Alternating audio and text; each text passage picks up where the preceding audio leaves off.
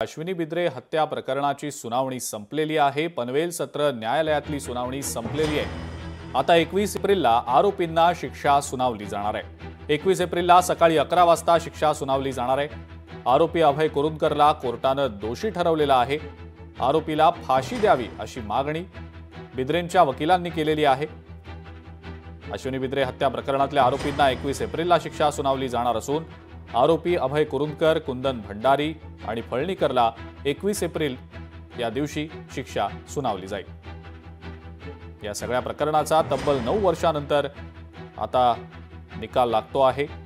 अंतिम सुनावणी पनवेल कोर्टात सुरू होती। कोर्टाने आरोपी अभय कुरुंदकर या बडतर्फ वरिष्ठ पोलीस निरीक्षकाला या प्रकरणी दोषी ठरवलेला आहे आणि त्याला फाशीची शिक्षा व्हावी आणि अन्य दोघांना 7 वर्षांच्या कोठडीच्या शिक्षेची मागणी अश्विनी बिद्रे यांच्या वकिलांनी कोर्टात केली आहे।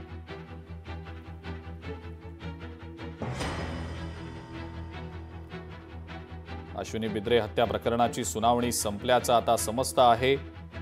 पनवेल सत्र न्यायालयात या प्रकरणाची सुनावणी सुरू होती। 21 एप्रिलला आरोपींना शिक्षा सुनावली जाणार आहे। सकाळी 11 वाजता 21 एप्रिलला आरोपींना शिक्षा सुनावली जाईल।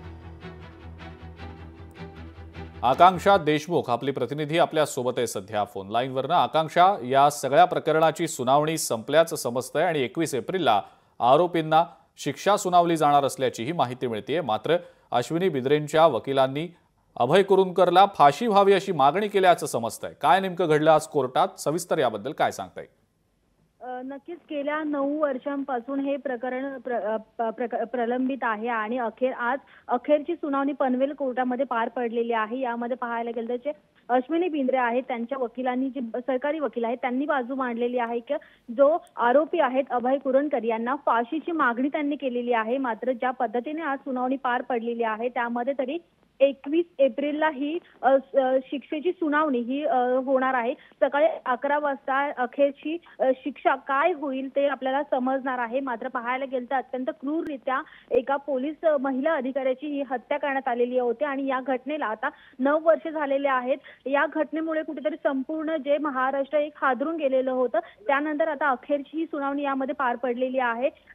ज्या अश्विनी बिद्रे आहेत त्यांची फॅमिली असेल, त्यांची मुलगी, त्यांचे पती या कोर्टामध्ये सुनावणीच्या दरम्यान उपस्थित होते आणि यावेळी ते भाऊक देखील होताना आपल्याला पाहायला मिळालेलं आहे। मात्र संपूर्ण हे प्रकरणाची सध्या सुनावणी झालेली असून कोर्टाने दोन्ही बाजू ऐकून घेतलेल्या आहेत आणि त्यानंतर 21 एप्रिलला शिक्षेची सुनावणी होणार आहे आणि 11 वाजता सकाळी आपल्याला समजणार आहे की नक्की जे आरोपी आहेत अभय कुरुंदकर आणि त्यांच्यासोबत जे 2 आरोपी आहेत त्यांना कोणत्या प्रकारची शिक्षा ही सुनावण्यात येणार आहे। ठीक आहे आकांक्षा, धन्यवाद सविस्तर माहिती दिली त्याबद्दल। लोकशाही मराठी ऐका, पहा, जागरूक रहा।